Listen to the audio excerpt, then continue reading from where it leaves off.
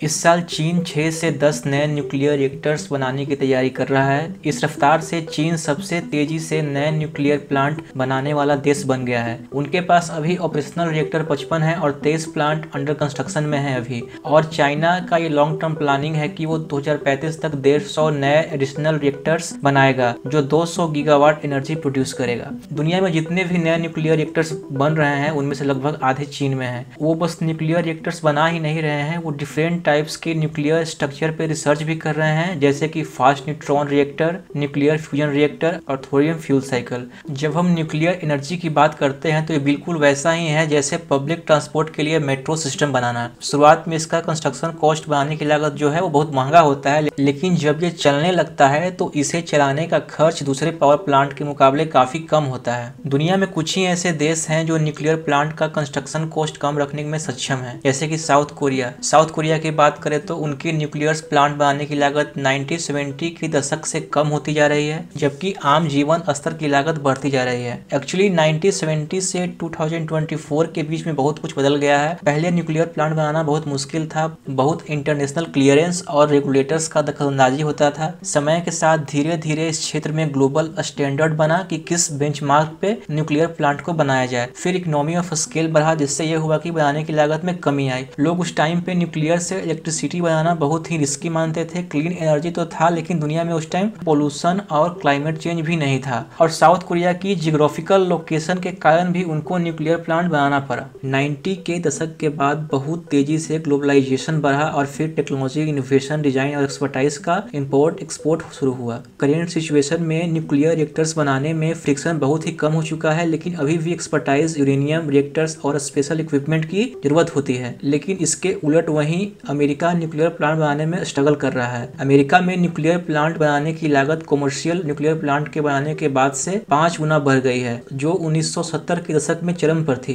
जो chart blue colour में दर्शाई गई है आप स्क्रीन पर देख सकते हैं। 1970 के बाद अमेरिका ने न्यूक्लियर प्लांट बनाना और उसके टेक्नोलॉजी को अपग्रेड करना छोड़ दिया। वहीं दक्षिण कोरिया ने अपने पहले न्यूक्लियर प्लांट के बाद से अपनी लागत को आधा कर लिया है, जो पर्पल कलर में दर्शाया गया है आप स्क्रीन पर देख सकते हैं। पहले तो उन्होंने विदेश से डिजाइन को इंपोर्ट किया, उनसे सीखा और अपने डिजाइन को विकसित किया, उसमें सुधार किया, समय के साथ अपग्रेड और इनोवेट किया, अपने देश के कंडीशन के हिसाब से बनाया। तो बहुत से डेवलपमेंट के बाद से उनको कॉस्ट कटिंग करने में आसान हुआ। साउथ कोरिया हो, चाइना हो, उन्होंने सेम प्लेबुक को यूज किया कीमत कम करने के लिए। न्यूक्लियर से इलेक्ट्रिसिटी बनाने का ये डोमेन बहुत ही सेंसिटिव है। अगर कुछ भी प्लांट में मेलफंक्शन हुआ तो फुकुशिमा और चेरनोबिल जैसे इंसिडेंट भी हो सकता है और रेडिएशन का लॉन्ग टर्म इफेक्ट अलग से होगा। और दूसरी तरफ न्यूक्लियर से इलेक्ट्रिसिटी का प्रोडक्शन करना सबसे क्लीनेस्ट फॉर्म ऑफ एनर्जी माना जाएगा। पॉल्यूशन और इन्वायरमेंटल डैमेज इस टेक्नोलॉजी से न के बराबर होता है। वहीं दूसरी ओर अमेरिका ने 1960 के दशक में न्यूक्लियर प्लांट कम लागत पर बनाया, लेकिन 1970 के दशक में लागत बढ़ने के बाद उसे छोड़ दिया, बिना इस मुद्दे को हल करने या फिर से प्रयास करने की कोशिश किए बिना। यह पैटर्न अमेरिका के अन्य इंफ्रास्ट्रक्चर प्रोजेक्ट्स में भी देखा जा सकता है, जैसे मेट्रो सिस्टम, जहां शुरुआती लागत भी कंट्रोल से बाहर हो जाता है। जब चीन की बात आती है तो उनके न्यूक्लियर रिएक्टर्स की लागत पर डिटेल्स डेटा खोजना मुश्किल है। रिसर्चर केवल अनुमान लगाते हैं कि उनकी लागत साउथ कोरिया और अमेरिका की लागत के बीच कहीं है, और ये बहुत वाइड रेंज है और ये डेटा हेल्पफुल नहीं है। इस चार्ट में लागत की तुलना दी गई है, आप इसको देख सकते हैं। ये चार्ट तो सही है, लेकिन इसमें परचेसिंग पावर पैरिटी को एडजस्ट नहीं किया गया है। जो पीपीपी है ये दर्शाता है कि किस देश में कितना वर्कर्स को वेतन मिलता है, उसका इस चार्ट में ध्यान नहीं रखा गया है। लेकिन ये स्पष्ट दिखता है कि चाइना साउथ कोरिया का प्लेबुक को डिटो कॉपी किया है न्यूक्लियर रिएक्टर डिजाइन और प्रोजेक्ट प्लानिंग में। पहले डिजाइन को इंपोर्ट करना, उससे सीखना, इंप्रूव और अपग्रेड करना, और फिर अपना इंडिजीनियस बनाना, खुद का बनाना। इसमें टाइम लगता है, लेकिन चाइना ये प्रूव कर चुका है कि वो ये कर सकता है। फॉर एग्जांपल आप उनका बुलेट ट्रेन को ही देख लीजिए, कैसे जापान के साथ ज्वाइंट वेंचर किया, लेकिन फिर उसको इंप्रूव किया, मल्टीपल यूनिवर्सिटी और रिसर्च सेंटर के साथ कोलैबोरेट किया, और आज दुनिया का सबसे इफिशिएंट और तेज बुलेट ट्रेन चाइना बनाता है। न्यूक्लियर एनर्जी क्षेत्र में चाइना, साउथ कोरिया और फ्रांस कुछ हद तक नेशनल न्यूक्लियर प्रोग्राम की प्लानिंग, उसको एक्सिक्यूट करने के लिए एक स्ट्रॉन्ग स्टेट कैपेसिटी को डेवलप किया है। इन देशों ने दशकों की मेहनत से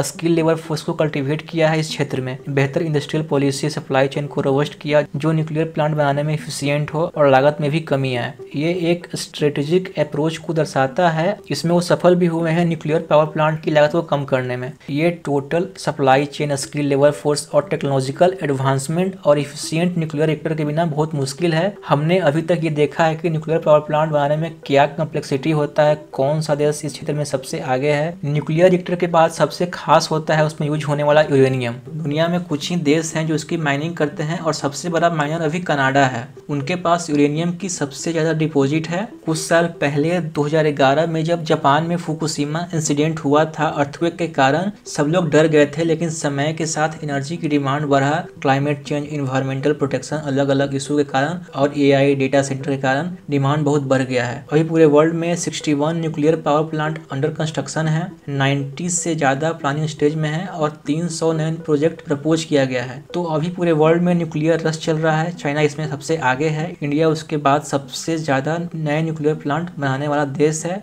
China nuclear approval, construction cost किस देश का सबसे कम है, यूरेनियम क्षेत्र में क्या हो रहा है, कितना nuclear power plant under construction में है, इन सब में सबसे महत्वपूर्ण ये है कि इंडिया इस न्यूक्लियर एनर्जी फील्ड में कहाँ है। क्योंकि हमारा thermal power plant full capacity में अभी चल रहा है जून में, कुछ थर्मल प्लांट अंडर कंस्ट्रक्शन भी है। कोल इंडिया का शेयर ऑल टाइम हाई चल रहा है। डायरेक्टली कहें तो हम पॉल्यूशन और राख प्रोड्यूस कर रहे हैं। लॉजिस्टिक का खर्चा अलग से है। ट्रेन जो है कोयला झारखंड से थर्मल प्लांट तक ले जाता है, उसमें एक अलग से खर्चा होता है। पूरा प्रोसेस हमारा इनफिशिएंट है। जो दिल्ली में ठंड में पोल्यूशन होता है पराली से नहीं बल्कि थर्मल प्लांट के पार्टिकल से भी होता है। अभी दिल्ली में मई से 8 बार ओवरलोड के कारण पावर कट हुआ है। एनर्जी कंजम्पशन दिल्ली में ही नहीं पूरे इंडिया में ऑल टाइम हाई चल रहा है। जिस स्पीड से कंजम्पशन पूरे देश में बढ़ रहा है, क्योंकि देश पहले जैसा गरीब उतना रहा नहीं। लोग of electronics, AC, fridge, cooler, washing machine EMI पे भी खरीद लेते हैं। तो डिमांड सप्लाई इंडिया में अभी इक्विलिब्रियम स्टेट में चल रहा है।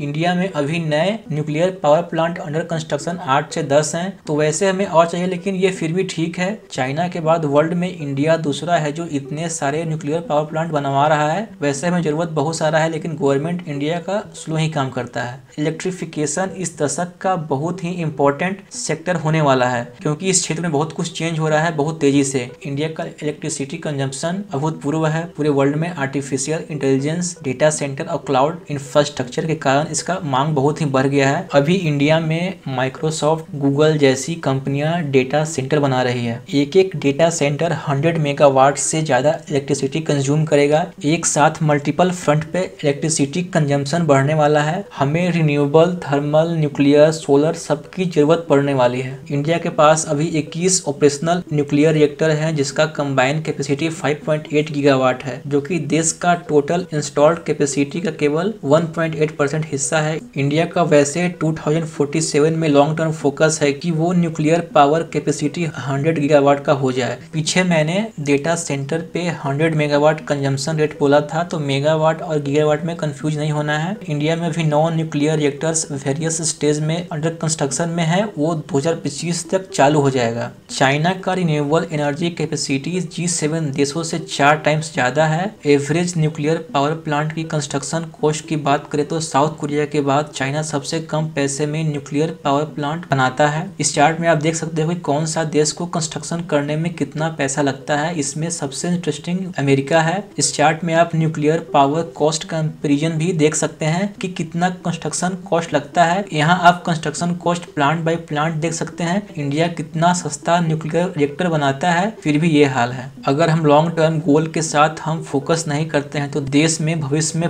Pan India power cut possible है। और यही चला तो थर्मल पावर प्लांट कंस्ट्रक्शन देश में और बढ़ेगा। कोल इंडिया को भरपूर फायदा होगा। देश पोल्यूशन को गले लगाएगा। और यकीन नहीं है तो इस साल का इंडियन कंपनीज का एनुअल रिपोर्ट जरूर पढ़िएगा और जानने की कोशिश करिएगा कि इस साल देश में 4 महीने में कितना एसी बिका।